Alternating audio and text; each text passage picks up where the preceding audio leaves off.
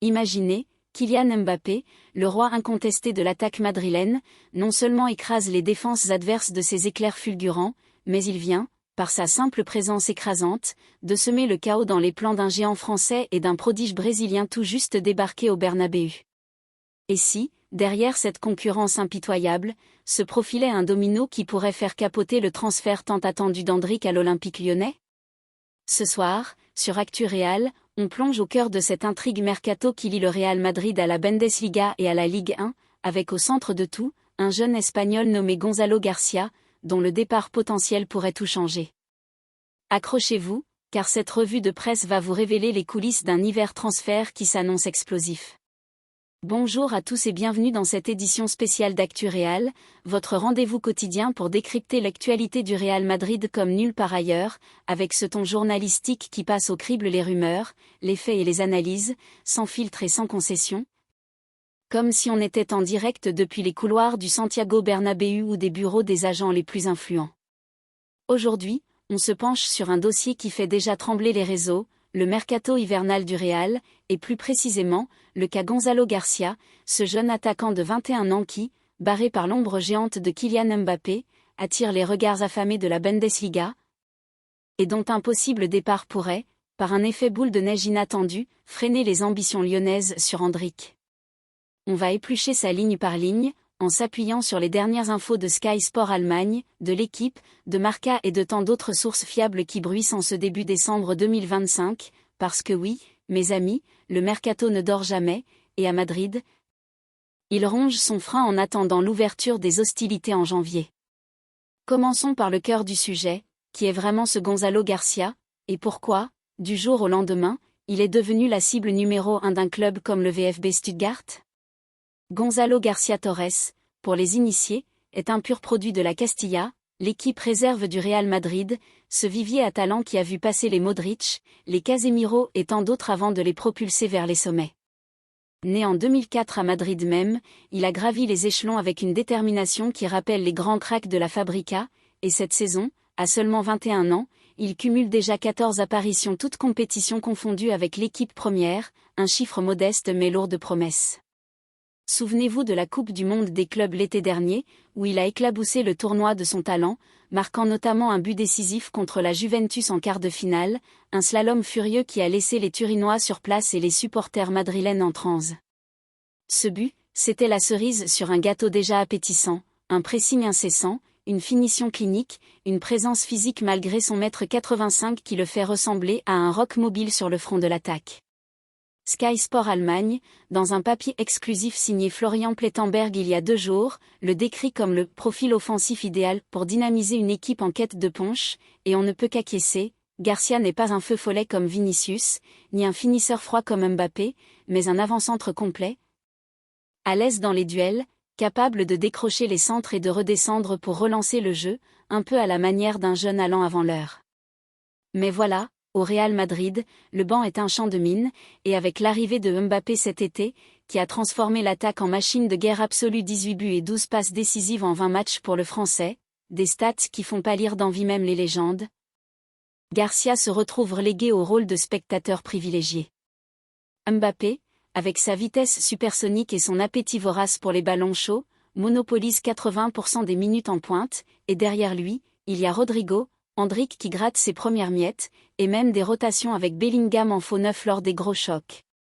Résultat, Garcia, malgré son contrat jusqu'en 2030, un pacte blindé qui montre la confiance du club en son avenir, doit se contenter de bouts de matchs en Liga et en Champions League, et là, en décembre 2025, avec la trêve qui pointe le bout de son nez, l'idée d'un prêt s'impose comme une évidence pour son développement. Le Real, fidèle à sa philosophie, préfère un départ temporaire à un transfert définitif, histoire de garder la main sur un joyau estimé à 15 millions d'euros sur le marché, une valorisation qui pourrait doubler en un an si on lui donne du temps de jeu ailleurs.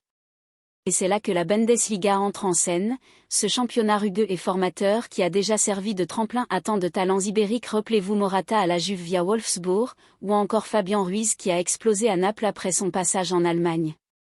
Le VfB Stuttgart, dauphin surprise de la saison dernière et actuellement 4e au classement en ce 13 décembre, avec une attaque flamboyante menée par Guirassy et Indave, mais qui manque cruellement d'un pur neuf pour les jours sans, a jeté son dévolu sur Garcia.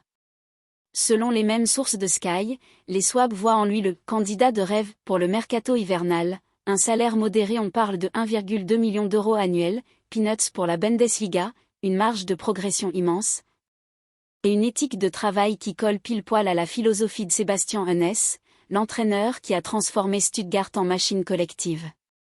Imaginez, Garcia arrivant en janvier, fort de son expérience au mondial des clubs, pour booster une équipe qui rêve de podium et d'Europe, face à un Bayern en rodage et un Leverkusen revanchard. Mais attention, le dossier n'est pas cousu de fil blanc. Stuttgart, prudent après les déceptions de l'été dernier avec des prêts foireux comme celui de Zagadou, trouve le coût du prêt un poil salé. Le Real demanderait non seulement un loyer de 500 000 euros pour 6 mois, mais aussi une option d'achat à 12 millions, et des bonus liés aux performances qui pourraient alourdir la facture à 8 millions au total. C'est élevé pour un club aux moyens limités, même s'ils ont encaissé 30 millions sur la vente de Mittelstad à Francfort cet été, et du coup, les négociations piétinent, avec une deadline fixée au 10 janvier pour boucler avant la reprise. Et comme si ça ne suffisait pas, la concurrence s'invite à la table. L'Eintracht Francfort, ce club malin qui excelle dans les coups de poker, souvenez-vous de leur raid sur Kolo Muani ou Marmouche, surveille la situation de très près. Selon Bully News, qui cite des sources internes, les Aigles de la Méno voient en Garcia une piste sérieuse pour l'avenir, un remplaçant idéal à l'ère post-Kolo, avec son pressing haut et sa capacité à marquer dans les grands rendez-vous, à l'image de ce but contre la Juve qui hante encore les nuits des supporters turinois. Francfort, 7e actuellement mais avec une attaque en feu, 28 buts en 15 matchs, pourrait proposer un prêt sec, sans option d'achat, pour séduire le Real, et avec leur connexion en Espagne via l'agent de Dina Ebimbe, ils ont un coup à jouer. La Bundesliga s'anime ainsi autour de ce jeune madrilène, un marché des attaquants mobiles à fort potentiel qui bouillonne cette saison. On y voit des deals pour Boniface à Leverkusen, des rumeurs sur Füllkrug au Barça, et maintenant Garcia qui devient le nouveau Graal allemand. Avec ses stats solides, 5 buts et 3 passes en 14 apparitions, dont la moitié en réserve, son activité constante dans le pressing qui colle aux standards de la philosophie Nagelsmann revisitée par les coachs locaux. Et cette rareté à son âge, un joueur qui peut déjà viser les 20 buts en championnat si on lui donne les clés. Mais revenons à Madrid, parce que c'est là que le bâtiment blesse, et que Mbappé, indirectement, porte une lourde responsabilité dans cette saga. Kylian, avec ses 28 ans et son aura de superstar, n'a pas seulement pris la lumière, il a verrouillé la hiérarchie offensive du Real pour les 2 prochaines saisons, forçant Ancelotti à repenser ses rotations et à parquer des talents comme Garcia sur le banc. Un peu comme ce qui est arrivé à Jovic il y a quelques années, parti en prêt à Francfort avant de se perdre. Le coach italien, dans sa conf d'avant le Classico la semaine dernière, a d'ailleurs glissé un mot sur la gestion des jeunes. Gonzalo a tout pour réussir, mais ici, la concurrence est la meilleure école du monde. Un prêt ? C'est une option que le club étudie sérieusement pour son bien. Des mots mesurés, mais qui en disent long sur la stratégie méringuée. Former, prêter, récupérer plus fort, une recette qui a fait ses preuves avec des retours triomphaux comme celui de Ceballos ou Odegaard. Pourtant, si ce départ se concrétise, les ondes de choc pourraient remonter jusqu'à la pointe de l'effectif, et c'est là qu'Endrick entre en ligne de compte, ce phénomène brésilien de 19 ans que le Real a déboursé 60 millions pour arracher à Palmeiras l'été dernier, avec une clause qui le faisait signer dès ses 18 ans.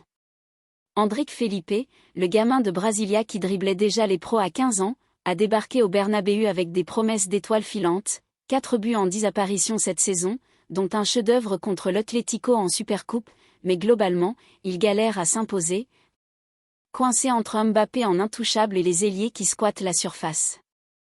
Le Brésilien, connu pour son explosivité et sa lecture du jeu hors norme, des comparaisons avec Ronaldo le Bétu persiste, a besoin de temps de jeu massif pour mûrir, et c'est pour ça que, dès octobre, des rumeurs solides ont émergé d'un prêt à l'Olympique lyonnais. Ce club formateur par excellence qui a lancé Benzema, Lacazette et tant d'autres avant de les exporter vers les cimes.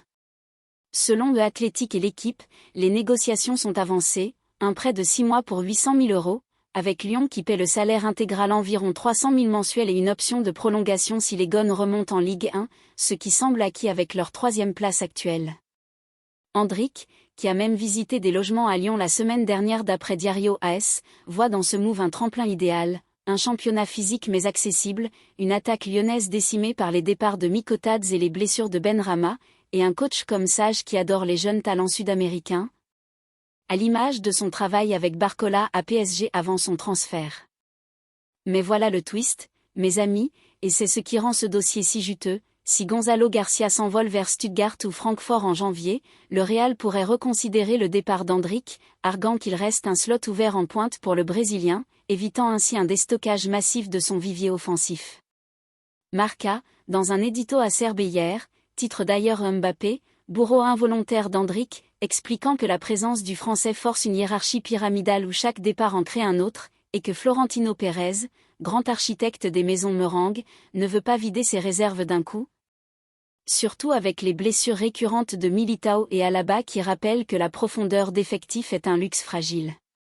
Du côté de l'OL, c'est l'impatience. John Textor, le proprio américain, a investi 50 millions cet été pour remonter le club, et Endrick serait le coup de poker ultime, un investissement à terme pour un rachat optionnel à 20 millions si le gamin explose, comme l'explique un leak de RMC Sport ce matin.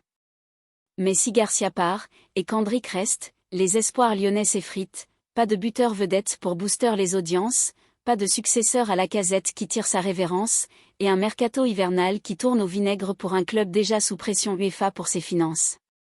On creuse plus loin, regardons les précédents. Souvenez-vous de l'hiver 2022, quand le prêt de Régnier à Dortmund a libéré de la place pour Arda Güler, mais a aussi compliqué les plans de Fati au Barça. Ses dominos, ils tombent toujours de manière imprévisible. Ou encore, l'été dernier, avec Tchouaméni Camavinga, forçant ce dernier vers un rôle hybride qui l'a rendu indispensable. Au Real, c'est une science exacte, on ne prête pas pour prêter, mais pour équilibrer, et avec Mbappé qui, selon des sources proches de l'entourage français via le Parisien, refuse catégoriquement toute rotation forcée en pointe, Garcia paie les pots cassés, et Endrick risque d'en pâtir. Côté Bundesliga, Stuttgart pousse. Enes a déclaré en conf post-victoire contre Dortmund dimanche: on cherche un profil comme le nôtre, jeune, affamé, prêt à presser 90 minutes, un clin d'œil évident à Garcia.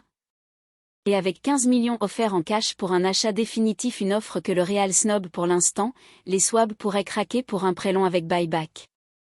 Francfort, plus rusé, attend dans l'ombre, leur DG, Timo Götze, est un chasseur de pépites, et avec Marmouche en pleine bourre, ils ont les reins solides pour absorber un salaire supplémentaire. Et Lyon ? Pierre Sage, l'entraîneur, a botté en touche hier. Endrick est un talent exceptionnel, mais on respecte les décisions de Madrid, on a d'autres pistes si besoin, mais derrière les mots, c'est l'urgence. Sans Endrick, c'est vers un profil comme Ake de Reims ou un retour de Ben Yedder qu'il se tournerait. Des solutions de briques et de bros pour un club qui rêve de top 4. Analysons les enjeux financiers. Pour le Real, un prêt de Garcia rapporte 1 million net, plus une plus-value potentielle si le gamin revient boosté. Pour Stuttgart, c'est un pari à 2 à 3 millions total, rentable si ça les qualifie en C1. Pour Lyon, Endrick à 800K, c'est une aubaine, mais risqué si le prêt capote. Et Mbappé dans tout ça ? Le Français, interrogé sur RMC après le dernier match, a esquissé un sourire. La concurrence, c'est ce qui nous rend meilleurs, les jeunes comme Gonzalo et Endrick apprendront vite, des mots qui sonnent comme un aveu, il sait qu'il bloque, mais c'est le jeu. En conclusion de cette revue, mais attendez, on n'en a pas fini, car ce dossier mérite qu'on y revienne avec les updates quotidiens. Ce feuilleton Garcia-Endrick illustre parfaitement la cruauté du mercato madrilène, un échec pour l'un peut être une opportunité pour l'autre, mais pour Lyon, c'est un risque de voir leurs rêves s'évaporer. Restez branchés sur Actu Real pour les suites, car en janvier, ça va bouger, et on sera aux premières loges. Merci d'avoir suivi cette plongée, likez, commentez vos théories sur qui partira en premier, et abonnez-vous pour ne rien rater. À demain pour plus d'Actu Real, bonne soirée.